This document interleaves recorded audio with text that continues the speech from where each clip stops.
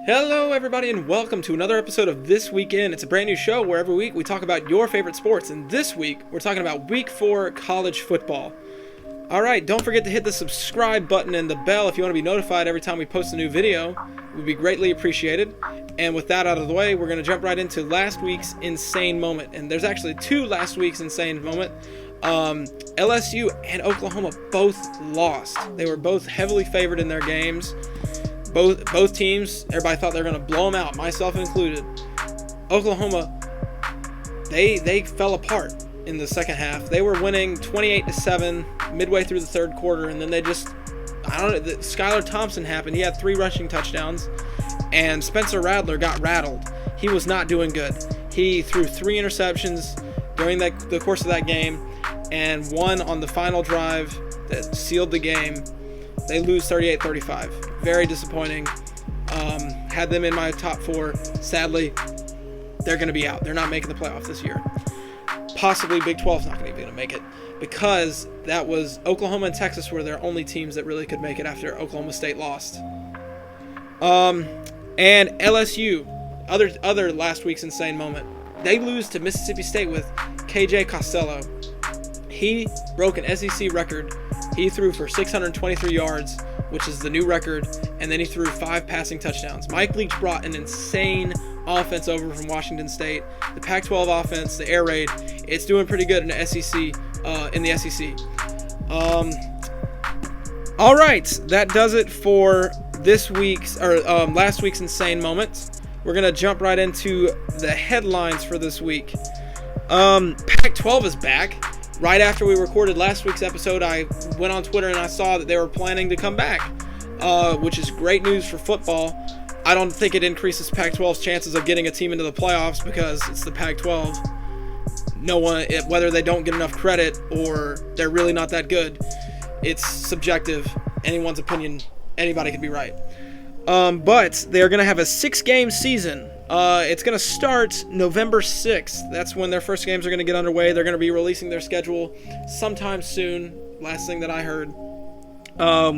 Exciting to see that. But is anyone really excited? Because like I said, it's the Pac-12. The only team that really anybody cares about in the Pac-12 is Oregon. And even they're not that good. They're okay. They're going to be a top 25 team, but they're not a threat. They're not going to be making anybody sweat over if they're going to make it into the playoff or not. And the 6-game season got me thinking, is the college football playoff going to put a cap on, or a minimum game requirement? Because I wouldn't imagine it would be that fair if a Pac-12 team makes it, that they only played a 6-0 Pac-12 schedule compared to an SEC team that goes 10-0 or an ACC team that goes 11-0 and even a Big Ten team that goes 8-0. I just think that there's a lot of leeway there, and I don't think that that is fair for the rest of college football. I'm very happy the Pac-12 is back, more football. Pac-12 After Dark is some of the most entertaining games. But you just have to be as fair as you possibly can. Another headline, we have an SEC showdown. We have 2 actually. 2 top 15 matchups this weekend, which will be very exciting. Texas A&M is going to Tuscaloosa to take on the Crimson Tide. Texas A&M coming off a tough win, a very tough win against Vanderbilt, which Vanderbilt, I don't even really need to say anything else. Vanderbilt has not been good in football, I don't think, ever. They only win 17-12. It was really a slugfest. It was relatively boring. Nothing crazy happened. But at least they won. That's all that matters. They dropped down 2 spots, but again, you win, you stay at least semi-high. And then we also have number 7 Auburn taking on number 4 Georgia, which is the matchup that Game Day is going to, and I'm very excited about. We have the quarterback situation, I think, got figured out because DeJuan Mathis was laughably bad. Oh my gosh, he looked like Nathan Peterman out there for the Buffalo Bills when he threw 5 interceptions in the first half. It was horrible. He was 8 for 17 for 55 yards. He's averaging less than 10 yards a pass, less than 10 yards a completion. Pardon me. He also threw 1 interception and had no touchdowns. His QBR was a 9.4. a 9.4. That is absolutely horrid. He even fumbled the ball once. It was recovered by Georgia, but he fumbled the ball nevertheless. So it could have been another turnover. So they're struggling against Arkansas. Not doing great. I was worried they were going to lose because I picked Georgia. And then Stetson Bennett comes in and he saves the game basically. He went 20 for 29, 211 yards, 2 touchdowns, no interceptions, and his QBR in comparison to DeJuan Mathis's, his was 93.6, which is exponentially better than 9.4. So I think they found their quarterback. And then we have one more headline. This comes out of Clemson. DeMarcus Bowman surprisingly enters the transfer portal after only playing in 2 games for Clemson. He only had 30-something carries and only averaged like 3.8 yards, I think, per carry. So he didn't really do anything, didn't get a touchdown. He's a freshman. Clemson's running back room is stacked. So no surprise there. But according to the Tiger, I think is what it is, or the Clemson Insider. The Clemson Insider is where I got this information. DeMarcus Bowman told them that his grandfather had passed away, sadly, and that was his only family in Clemson. That was the only reason that he was wanting to come to Clemson, was for his grandfather to be able to watch him play. And once his grandfather died, he said that he felt alone. He didn't feel at home. He wanted to move back closer to his family in Florida. So I respect that. He has every right to do that if that's how he feels. And I wish him nothing but the best. But if I had to take a guess on where he's going, given that he's from Florida and this team was in his top 3 whenever he announced that he was going to Clemson, my guess he's going to Gainesville. I think he's going to join the Florida Gators. So you can book that right here. You heard it here first. DeMarcus Bowman to the Florida Gators. You can book it. And with that out of the way, we can jump right into the games. All right. We have a decent amount of good games, I would say. I didn't have too much trouble picking these teams that I picked. I'm fairly confident in my picks. I'm going to do a little bit better than what I've been doing. And at the end of the college football season, I will reveal how I am doing win-wise. All right. So, first game, we have a Texas matchup. We have Texas Longhorns going to TCU to take on the Horned Frogs. Sam Ehlinger, he's having a great season. He has 10 touchdowns and only 1 interception. I think he continues to have a great year. The Big 12, they're the last hope for the Big 12. They're carrying the flag because no other Big 12 team's going to get in. So I hope the Big 12 is cheering for Texas because they should be. So I picked Texas to beat TCU. So we're going to go right on to the next game. We have the Missouri Tigers taking on the Tennessee Volunteers. To be straight, Tennessee got lucky last week. Tennessee 100% got lucky. They were not playing well against South Carolina, or South Carolina was playing that good. It's still hard to tell with first weekend for the SEC teams. Tennessee was punting the ball in the fourth quarter, I think with like two or so minutes left in the game, and they punt the ball, and then a South Carolina player accidentally touches the ball on the kick. It hits them in the calf. Tennessee might not win that game if that does not happen. So Tennessee's got to show something here against Missouri. Missouri came off a loss to Alabama where they put up 19 points and only gave up 38 to Alabama. So again, tough to tell how good teams are right now. But as history serves, Missouri is not a good football team. They haven't been for a while.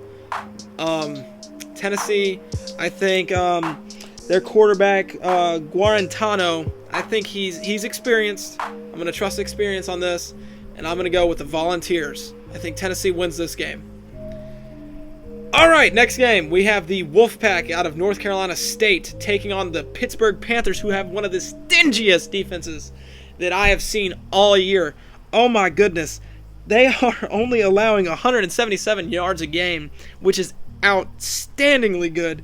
They're only giving up 10 points a game, and they've only allowed 55 rushing yards a game.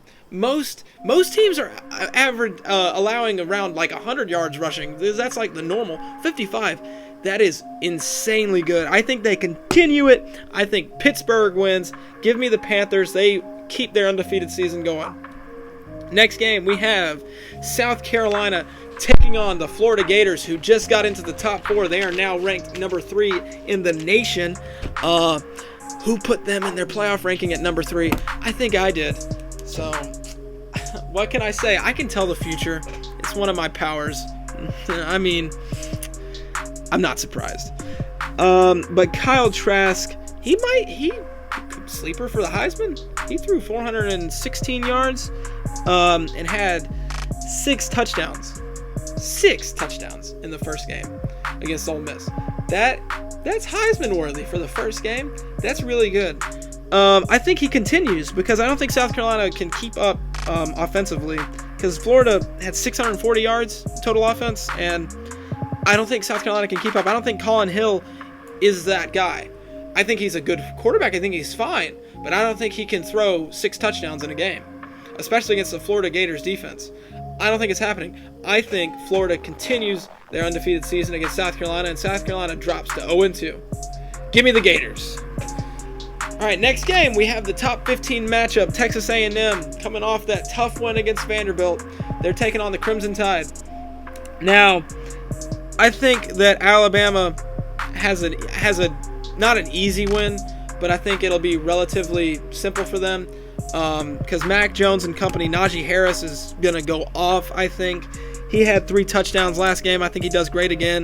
Jalen Waddle caught all the passing touchdowns last week. He caught 2 of them. I think Jalen Waddle is too good. I have good respect for Kellen Mond, but I don't think he's good enough to, carry the team. So give me the Crimson Tide. I think they carry on. They keep number 2 ranking and continue their quest to get into the college football playoff. Give me the Tide. All right, next game, we have North Carolina taking on Boston College. Now, North Carolina has not played in a month due to COVID canceling most of their games. So, interesting to see if they have any rust, if they need to shake any dust off. Sam Howell, he wasn't great in their only game that they've played. He threw 2 interceptions to only 1 touchdown. But that talent that kid has is something special. So I think he bounces back. Even though Boston College is 2-0, I think they lose their game to North Carolina. And I think that UNC is just too strong. I think Mac Brown has something going there. And Sam Howell bounces back and has a good game and beats the Eagles. So give me the Tar Heels.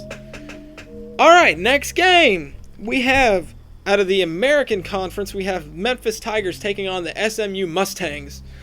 SMU's been on a tear recently. The last 2 games, they've averaged 57.5 points per game. Absolutely insane. Ulysses Bentley. Remember that name because he is going to have a game against Memphis. He has 7 touchdowns on just 30-something carries, 35 carries around there, and he's averaging 10.6 yards a carry and has 7 touchdowns on only 35, 36 carries. That's an insane ratio to have that many touchdowns on that little amount of carries. I think he has another big game. Keep that name in mind because I don't see Memphis stopping him. I think that he has a huge day. I'm calling the upset. SMU wins. They beat the Tigers. Book it. Next game, we have the game day game. Auburn taking on Georgia. Georgia coming off the tough win against Arkansas. You've heard me talk about it already, so I'm not going to waste your time. Now, Georgia, are they legit? This game will really show it because Auburn is no joke. Bo Nix is no joke. He's a dual-threat quarterback who can beat you with his arm and his legs. I'm very high on Bo Nix. I think he'll be really good. Georgia's defense is good, but I don't think their offense is good unless Stenson can do something. We'll find out in this game. It'll be exciting to watch. I'm going with the upset. I'm going with Auburn Tigers on this one. Next game, we have Arkansas taking on Mississippi State and KJ Costello. After that big win, I don't know if Arkansas can keep up with that offense. I don't know if anyone can keep up with that air raid attack. I don't know what else I need to say about this except KJ Costello. KJ Costello. All I gotta say. I think it'll be a blowout win for the Bulldogs. You'll be hearing cowbells all freaking day long. Cowbells, cowbells, cowbells. I think I have a sticker right here. More cowbell. That's what we're going to hear all night. So yeah. Bulldogs win big. Bulldogs win big. Next game, we have Oklahoma coming off that heartbreaker of a loss against Kansas State, taking on the Cyclones out of Iowa State. It's going to be tough. It's tough to have confidence in Oklahoma after they lose to Kansas State. Spencer Rattler did not look good. It'll be shocking if they lose again, but I'm not too confident with this pick, but I'm gotta stick with the talent. I think the Sooners are too talented on the offensive side of the ball. If Spencer Rattler can get his mind right, he'll be just fine. They'll beat the Cyclones. However, this one is a toss-up. It could go either way in my opinion. So we'll just have to wait and see. But I'm going with the Sooners. Boomer Sooner. Next one, another one of the the surprising losses, excuse me. The LSU Tigers going to take on Vanderbilt, who just gave Texas A&M a run for their money. I don't think they're going to pull a Texas A&M. I think LSU bounces back. I think they bounce back hard and blow out Vanderbilt. I think Coach O is too good of a motivator, and I think he'll let that loss burn in the Tigers' minds. I think that they crush Vanderbilt. I think the Commodores are no match. So give me the Tigers. I don't really need to say much else about it. Next game, we have Virginia taking on Clemson at home. It's a night game. I know it's limited attendance, but a night game in Death Valley is something different. I think Virginia does not have enough talent to stay with the Tigers. I think the starters for Clemson are out by mid-third quarter. I think it's a blowout, obviously. I don't really know what else to say about it, except Trevor Lawrence is going to get probably 15 attempts, and then he'll be done. So, Tigers win. Basically what I'm trying to say. All right, that does it for the games. Now we're going to jump right into something I'm wanting to do every time I feel like my playoff predictions need to be changed. So, as we all know, Oklahoma lost. They were in my top 4. They were in the 4th spot. Thought they'd make it in. But with that loss in the Big 12 and no out-of-conference games, there's no way they make it in. Absolutely impossible. Unless crazy things happen, there's no chance Oklahoma makes it in. So, I figured that I would update my rankings, okay? So, let's just reveal my rankings as they were. We first have Clemson at number 1, no change there. They didn't lose. Ohio State at number 2. They haven't played yet, granted, but all the talent that they have, I'm going to give them the nod still. Florida at number 3, which I'm very confident about now. I called it. I told you I had a gut feeling. And number 4. Who's going to be in the number 4 spot? Who's going to be number 4? Is it going to be Georgia? Or no, it wouldn't be Georgia. Georgia almost lost to Arkansas at first. Who's it going to be? Could it be Miami? Miami's been on a tear. Miami's been doing pretty good. No, it's not Miami. It's Alabama.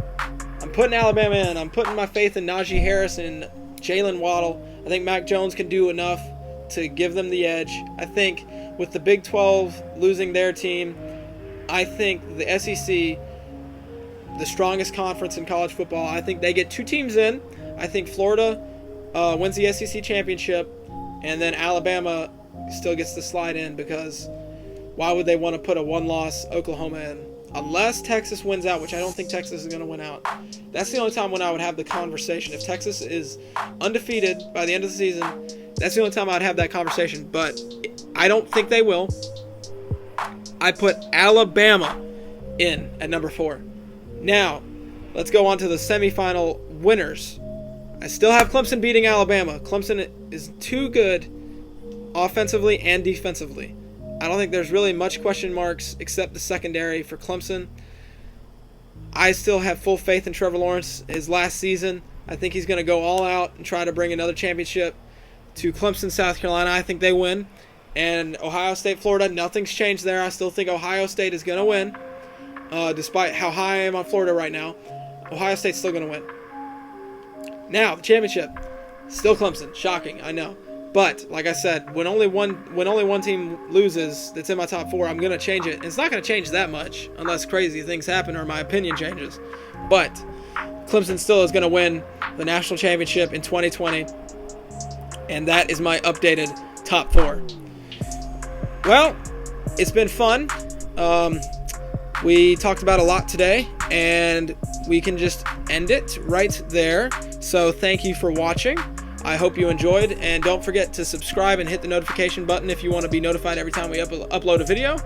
And thank you so much for watching.